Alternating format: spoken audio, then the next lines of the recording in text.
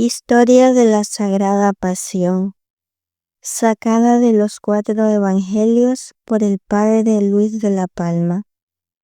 Prólogo. Capítulo número 4. ¿Cómo debe ser ayudado el entendimiento en la meditación de la Sagrada Pasión? Estando ya la memoria apercibida y pronta para poner delante la materia en que se ha de meditar, síguese que el entendimiento discurra sobre ella, para lo cual se puede ayudar principalmente de 2 cosas. La primera, de ponderar en cada parte de la historia las circunstancias que hay en ella.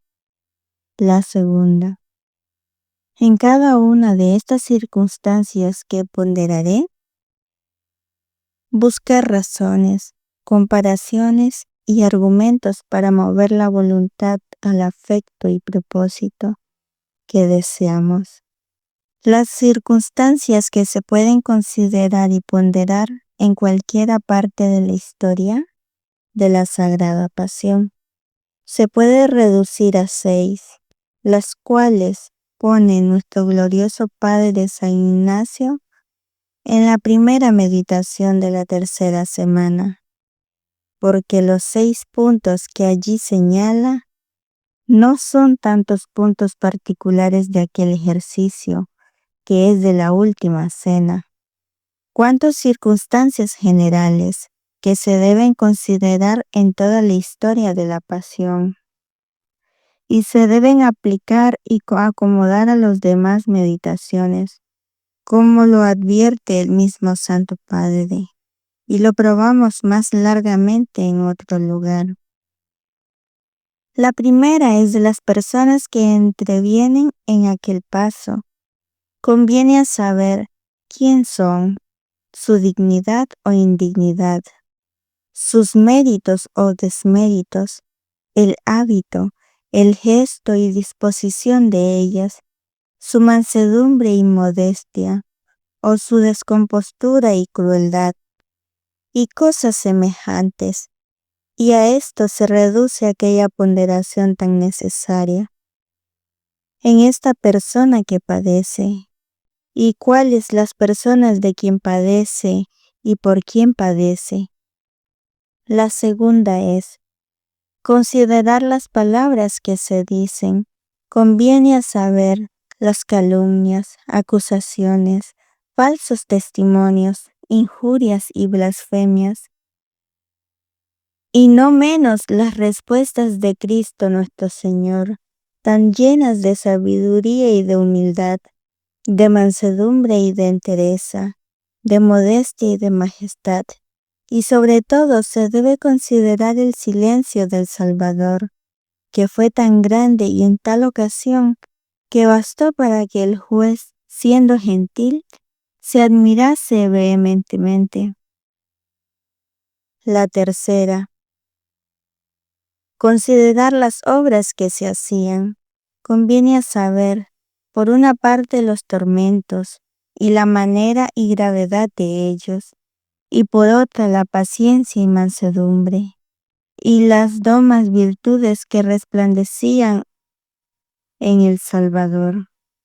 La cuarta, pasar a lo interior del corazón de Cristo nuestro Señor y considerar sus tristezas y congojas, y las causas y motivos de ellas, y mucho más el deseo y hambre de padecer, la sed de la salud de las almas, y el encendido amor y caridad de Dios y de los hombres con que padecía, y los demás afectos y sentimientos de su sagrado corazón.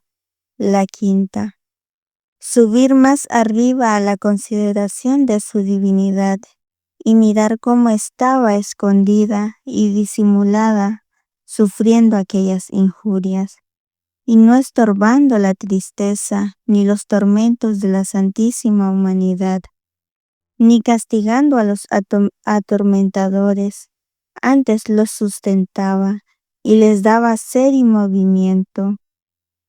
Como estaba dando valor infinito a las pasiones de Cristo, como estaba reconciliando a todo el mundo con su Padre, consigo y con el Espíritu Santo, como lo dijo el apóstol, que Dios estaba en Cristo, reconciliando el mundo consigo.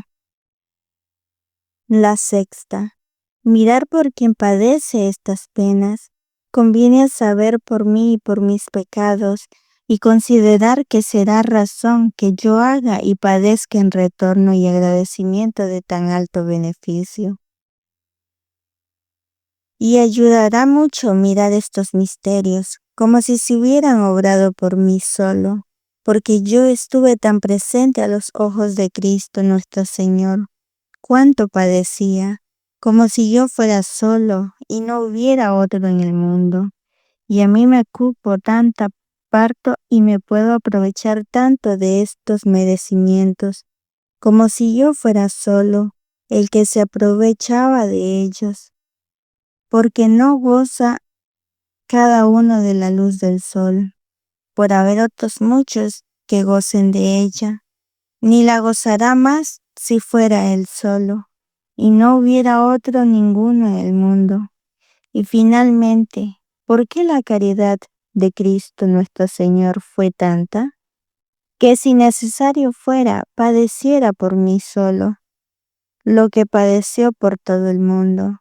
Y por todas estas razones debo hacerme a mí solo todo el cargo de este beneficio, y tenerme por obligado a agradecerle y aprovecharme de él, como si fuera yo solo.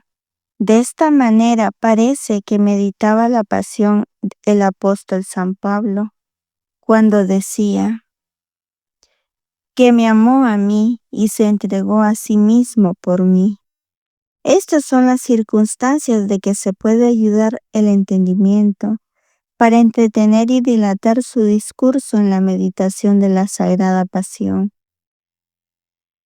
Mas no por eso es necesario meditarla todas en cada punto, ni por este orden que aquí se pone, pero puédense considerar todas o algunas, y por el orden que fuere más acomodado, sin hacer violencia a la historia, ni perder el gusto que suele traer ella misma consigo, y por eso, lo mejor es dejarse llevar del corriente y la historia, discurriendo y ponderando aquella circunstancia que fuere más a propósito de ella.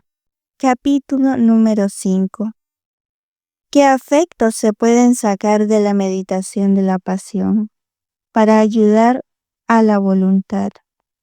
Para ayudar a la voluntad a la cual se endereza toda la meditación, se deben advertir los afectos buenos y provechosos que se pueden sacar de la consideración de la pasión, los cuales apunta nuestro Santo Padre en el tercer preludio de la tercera semana, donde dice así: el tercero de mandar lo que quiero será aquí dolor, sentimiento y confusión, porque por mis pecados va el Señor a la pasión.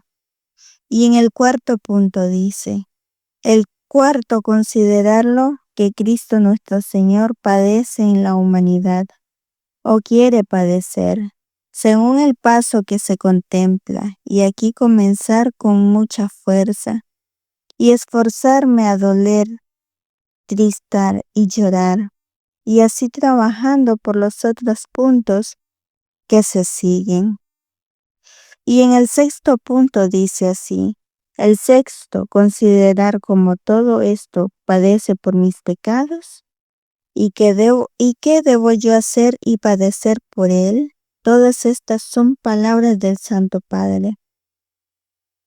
Y declarando más en particular esta su doctrina, para que sepa él que ora lo que debe desear y pretender, y a dónde ha de encaminar su meditación, se pueden notar los afectos siguientes. El primero: es de compasión cosa muy debida a cualquiera que padece por nuestra causa, Y es mucho de considerar que así como Dios nuestro Señor quiso honrar la muerte de su Hijo, con lágrimas y lamentaciones de aquellas piadosas mujeres y santas matronas que le acompañaban y seguían, así ha conservado siempre y conserva hasta el día de hoy este espíritu en su iglesia de almas devotas, que así se afligen y lloran la pasión del Señor, como si se hallasen presentes a ella,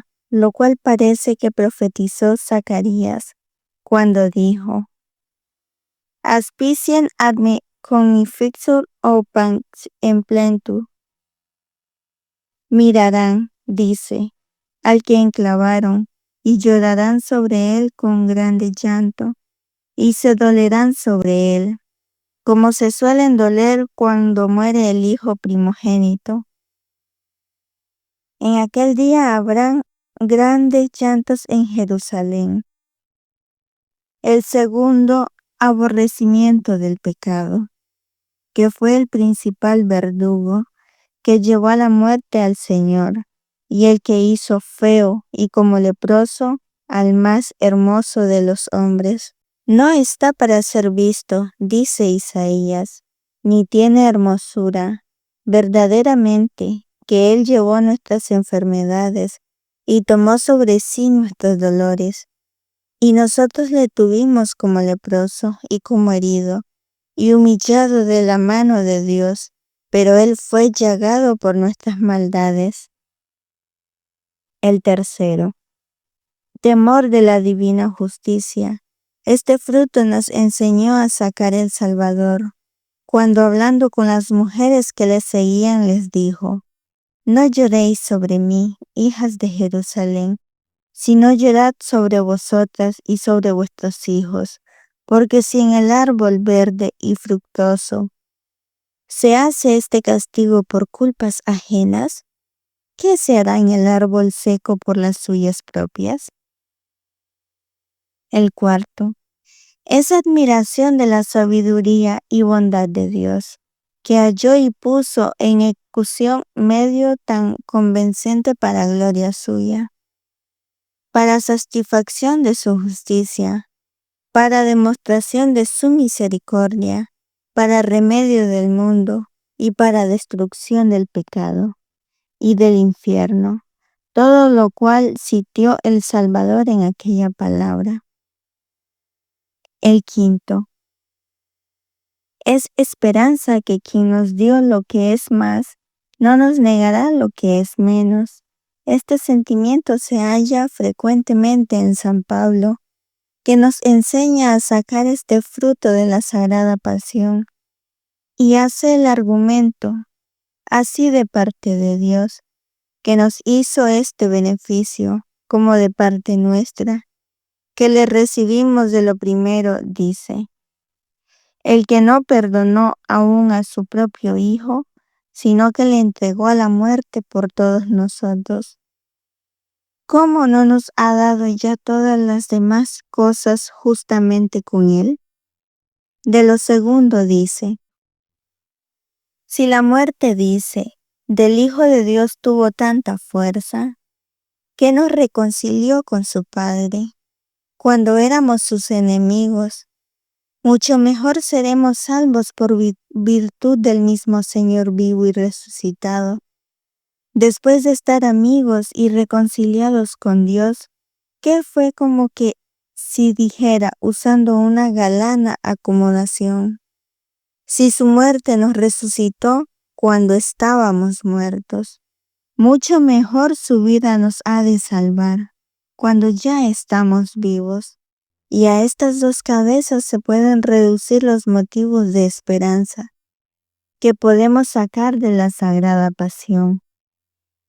El sexto, es amor de quien tanto nos amó y tal beneficio nos hizo, porque en esto subió de punto Dios su amor para con nosotros, que siendo como éramos pecadores, Cristo Señor Dios nuestro, dio su vida por nosotros. El séptimo, es la imitación de las virtudes que más me replan resplandecen en la pasión del Salvador, el cual es principalísimo fruto de este ejercicio, dijo el apóstol San Pedro. Cristo dice, padeció por nosotros, para dejaros a vosotros ejemplo para que sigáis sus pisadas, el cual cuando le maldecían no volvía maldiciones, y cuando padecía no hacía amenazas. El octavo es armas y remedios contra todas las tentaciones, porque ¿qué otra cosa hay que así anime para pelear y ayude para vencer, y debilite nuestros enemigos, y los ponga en huida, como la moría de la pasión? Este fruto nos dio a entender el apóstol San Pedro cuando dijo, habiendo, dice, padecido Cristo en su carne, armaos vosotros con ese mismo pensamiento. El nono es celo de las más, porque no puede dejar de estimarlas y amarlas y ponerse a cualquier trabajo por ellas.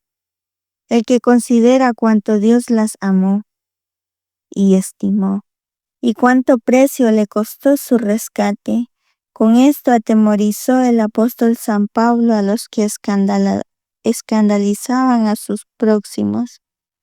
Y parecerá, dice, por tu causa tu hermano, que es flaco por el cual murió Jesucristo, y con eso mismo se anima a trabajar y padecer por la conversión de las almas, viendo que llevaba adelante lo que Cristo nuestro Señor había padecido por ellas, y que suplía lo que el mismo Señor no podía ya padecer, por estar glorioso, y lo que padeciera por su inmensa caridad, si ni lo estuviera.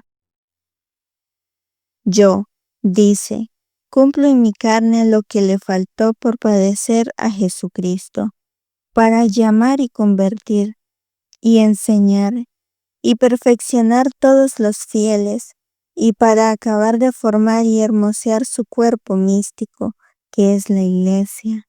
Y esto mismo hacen todos los predicadores y ministros del Evangelio hasta el fin del mundo. El 10º fruto que se puede sacar de la meditación de la pasión es ofrecerse y dedicarse del todo al servicio y voluntad de Jesucristo. Con íntimo agradecimiento de tan estimable beneficio, como esclavos comprados con tan alto precio. Ninguno de nosotros, dice el apóstol, ha de vivir ya para sí, ni morir para sí. Esto es para sus gustos o ganancias particulares, así que si vivimos para este Señor, vivimos, y si morimos para este Señor, morimos. Luego, ya sea vivos, ya sea muertos, siempre somos de este Señor, porque para esto murió Jesucristo y resucitó para ser de los vivos y de los muertos. Y en otra parte dice, para esto dice, murió por todos Jesucristo. Conviene a saber para que los vivos no vivan ya para sí, sino para aquel que murió por ellos y resucitó. Otros muchos afectos buenos se pueden sacar de la meditación de la pasión del Señor. Pero basta para nuestro intento haber tocado todos los sobredichos. Capítulo número 6. Al fin de la meditación se debe hacer un coloquio, hablando con Cristo nuestro Señor, como si le tuviésemos presente en aquel mismo paso que habemos meditado, compadeciéndonos en sus dolores, estimando su inmensa caridad, agradeciendo tan grande beneficio, representando nuestras necesidades, pidiendo el remedio de ellas, acusándonos a nosotros mismos de haber sido causa con nuestros pecados de tan acerba pasión, ofreciéndonos a hacer y padecer muchas cosas por este Señor, y finalmente rogando por todas aquellas personas y negocios que se nos hubieran encomendado, de todo lo cual se sigue. Cuán grande campo se descubre en la meditación de la Sagrada Pasión, porque toda la historia se puede dividir en muchas partes, y cada parte en muchos puntos, y en cada punto se pueden ponderar diferentes circunstancias, y de la ponderación de cada una se pueden dispersar diferentes afectos. Y con cualquier afecto de estos se pueden hacer varios coloquios, y de esta manera puede dilatarse el que ora y entretenerse a veces mucho más tiempo en un solo punto o paso de la pasión. Esto es lo que ha parecido decir ahora brevemente, para dar alguna luz y forma de meditar a los que desean ocuparse aprovechosamente en este ejercicio, remitiendo lo demás para tratarlo a la larga y de propósito en sus propios lugares. Ahora volvamos al intento de este tratado, que es escribir la historia de la Sagrada Pasión. Gracias por haber llegado hasta el final de este capítulo. Te invito a continuar escuchando este audiolibro en el siguiente video. Recuerda compartirnos qué te ha parecido el libro en los comentarios y te invito a escucharnos ahora también en Spotify. Bendiciones en la divina voluntad.